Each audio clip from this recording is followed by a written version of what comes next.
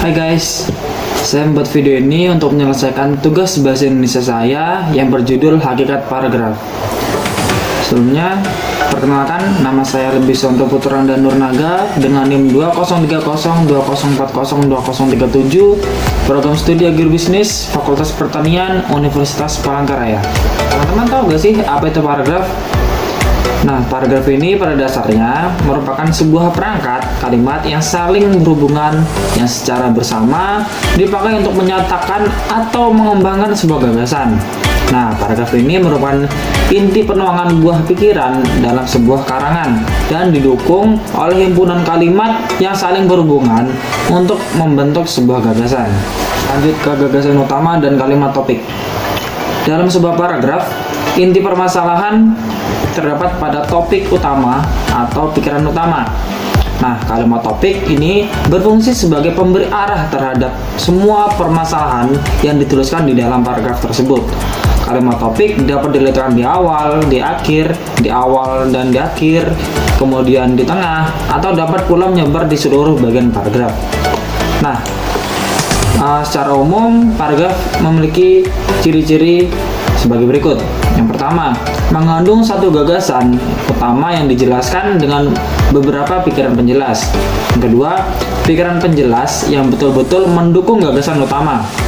Ketiga, gagasan utama dan penjelas yang dikemas dalam kalimat yang lugas dan efektif.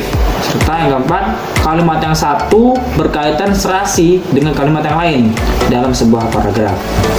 Lanjut ke struktur paragraf.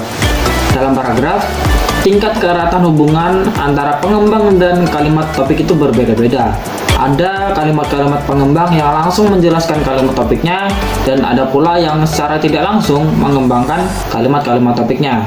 Nah, pengembangan kalimat topik ini dengan kalimat-kalimat penjelasnya membentuk suatu bangun atau struktur paragraf.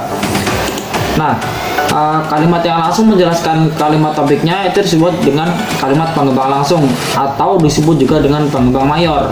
Nah, sedangkan kalimat yang secara tidak langsung mengembangkan kalimat topiknya itu disebut kalimat pengembang tak langsung atau kalimat pengembang minor. Nah, lanjut ke paragraf yang baik. Paragraf yang baik ini adalah tulisan yang disusun secara sistematis atau berurutan dari yang umum ke yang khusus maupun sebaliknya. Nah, paragraf yang baik ini memiliki rambu-rambu baik meliputi kesatuan, kepaduan, kelengkapan atau kentuntasan, keruntutan, dan konsistensi. Nah, ada kesatuan paragraf. Sebuah paragraf dikatakan memiliki kesatuan jika paragraf itu hanya mengandung satu gagasan utama dan kalimat-kalimat dalam paragraf mengarah pada satu pokok atau tidak menyimpang dari pokok pembicaraan. Kesatuan ini berkaitan dengan adanya sebuah gagasan utama dan beberapa gagasan tambahan atau penjelas yang mendukung gagasan utama itu. Nah, yang kedua, kepaduan paragraf. Sebuah paragraf dikatakan padu jika terdapat keserasian antara hubungan antar kalimat dalam paragraf. Kepaduan suatu paragraf berkaitan dengan keserasian antar kalimat yang membangun paragraf tersebut. Alat kohesi gramatikal yang dapat digunakan untuk membangun paragraf yang padu yaitu pertama, kata transisi atau yaitu konjungsi atau ungkapan penghubung antar kalimat. Yang kedua, referensi atau pengacuan. Kemudian yang ketiga, paralelisme atau kesejajaran struktur, dan elipsis atau pelepasan. Nah, sementara itu alat kohesi leksikal antara lain berupa sinonim, antonim, hiponim, dan repetisi atau pengulangan. Kata transisi. Nah, kata transisi ini merupakan penghubung atau konjungtor atau biasa juga disebut perangkai yang digunakan untuk menghubungkan unsur-unsur dalam sebuah kalimat atau antar kalimat dalam sebuah paragraf. Nah, kata transisi ini berupa kata atau frasa yang berfungsi merangkai kalimat yang satu dengan kalimat yang lain sesuai dengan jenis hubungannya yang ditunjukkan. Kata transisi biasa digunakan dalam paragraf, yaitu pertama, hubungan yang menyatakan tambahan kepada sesuatu yang telah disebut sebelumnya, dan hubungan yang menyatakan pertentangan, hubungan yang menyatakan perbandingan, hubungan yang menyatakan akibat atau hasil, lalu hubungan yang menyatakan tujuan, hubungan yang menyatakan singkatan, contoh, identitas, hubungan yang menyatakan waktu, hubungan yang menyatakan tempat. Lalu referensi. Referensi ini atau pengacuan merupakan hubungan antara referen dengan lambang yang dipakai untuk mewakilinya. Nah, referensi ini dapat dikelompokkan menjadi dua, yaitu eksoforis dan endoforis. Referensi eksoforis adalah pengacuan terhadap maujud yang terdapat di luar teks bahasa, seperti manusia, hewan, alam sekitar, atau suatu kegiatan. Nah, sementara itu referensi endoforis adalah pengacuan terhadap maujud yang terdapat di dalam teks bahasa. Teks yang biasanya diwujudkan oleh pronomina, baik pronomina persona, pronomina demonstratif, maupun pronomina komparatif. Nah, referensi yang dapat dijadikan sebagai alat kohesi dalam paragraf adalah referensi endoforis. Jika ditinjau dari arah acuannya, referensi endoforis ini dapat dibagi menjadi dua, yaitu referensi anaforis dan referensi kataforis. Yang pertama, referensi baik anafora maupun katafora itu meliputi pronomina persona, pronomina demonstratif, dan pemarkah definit. Yang pertama, pronomina persona. Pronomina persona ini merupakan bentuk dieksis yang mengacu pada orang secara berganti-ganti. Nah, kalau pronomina demonstratif merupakan kata-kata yang menunjuk pada suatu benda. Kata-kata ini bersifat diektis, yakni menunjuk kepada hal umum, tempat, ataupun ihwal. Pronomina demonstratif ini umum terdiri atas ini, itu, dan anu. Kemudian terakhir pemarkah keaktifan atau kedefinitan. Untuk mengungkapkan suatu yang telah disebutkan sebelumnya dapat dilakukan dengan strategi penyedihan atau konferensial. Nah, dengan menggunakan pemarkah keaktifan atau kedefinitian. Nah, pemarkah yang sering digunakan sebagai penyulih adalah tersebut, begini, begitu. Lalu pemarkah keaktifan atau kedefinitan juga dapat menggunakan frasa di sana, di sini, di situ, dari sana, dari sini, dan dari situ. Lalu substitusi. Nah, substitusi ini atau penyulihan adalah penggantian konstituen dengan menggunakan kata yang maknanya sama sekali berbeda dengan kata yang diacunya. Nah, misalnya kata Jepang dapat disulih dengan frasa negeri sakura, atau ada yang menyebut dengan frasa negeri matahari terbit. Lanjut ke sinonim. Nah, kesinoniman ini berarti bahwa dua butir leksikal memiliki makna yang hampir sama atau mirip, atau biasa kita sebut dengan persamaan kata. Misalnya, mati sama dengan meninggal, sama dengan wafat, tewas, gugur, dan lain sebagainya. Itu artinya sama-sama. Kemudian antonim. Nah, jika tadi sinonim adalah persamaan kata, sedangkan antonim ini adalah perbedaan kata. Nah, antonim ini adalah oposisi makna dalam pasangan leksikal yang dapat dijenjangkan. Nah, antonim ini memiliki ciri-ciri umum. Yang pertama, antonim penuh dengan kejenjangan atau kebanyakan adjektiva dan beberapa verbal.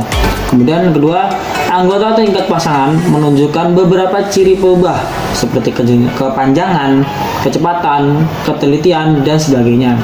Kemudian terakhir, untuk menyatakan agak atau lebih dan sangat, anggota pasangan yang bergerak dalam pertentangan arah sepanjang skala dan memperlihatkan tingkat ciri perubah yang relevan.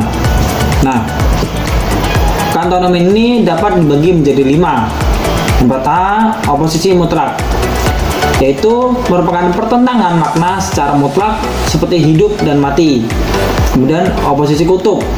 Nah, oposisi kutub ini merupakan pertentangan tidak mutlak, tapi bergradasi atau terdapat tingkat-tingkat makna pada kata-kata tersebut, seperti kaya, miskin, besar, kecil. Nah, kemudian oposisi relasional. Nah, dalam oposisi ini, makna kata-kata yang dipertentangkan bersifat saling melengkapi. Kehadiran kata satu dengan adanya kata yang lain yang menjadi oposisinya. Jadi kehadiran kedua kata yang dioposisikan harus ada. Jadi mereka ini saling melengkapi. Kemudian oposisi hierarki. Dalam oposisi hierarki, makna kata yang dipertentangkan menyatakan suatu deret jenjang atau tingkatan.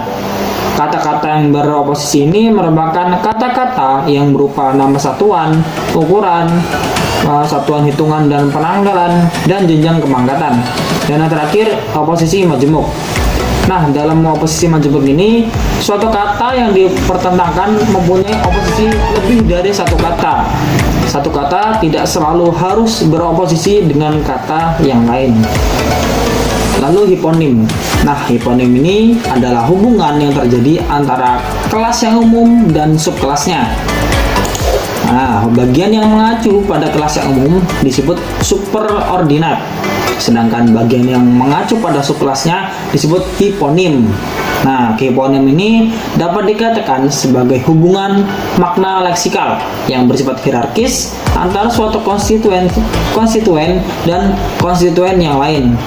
Hubungan hiponim ini dapat berupa superordinat dari superordinat yang lain atau hiponimi bertingkat. Kemeroniman. Kemeroniman ini merupakan konsep yang mengacu pada hubungan bagian seluruh. Contohnya seperti antara pohon, akar, batang, dahan, dan ranting. Nah, dengan demikian, meronim adalah hubungan makna yang terjadi antara bagian-bagian suatu dan sesuatu itu sendiri secara keseluruhan. Jalinan antar unsur yang memanfaatkan hubungan kemeroniman ini sangat cocok untuk wacana yang berupa berita. Nah, pembaca dapat dengan mudah memahami apa yang dimaksud dan diinginkan penulis.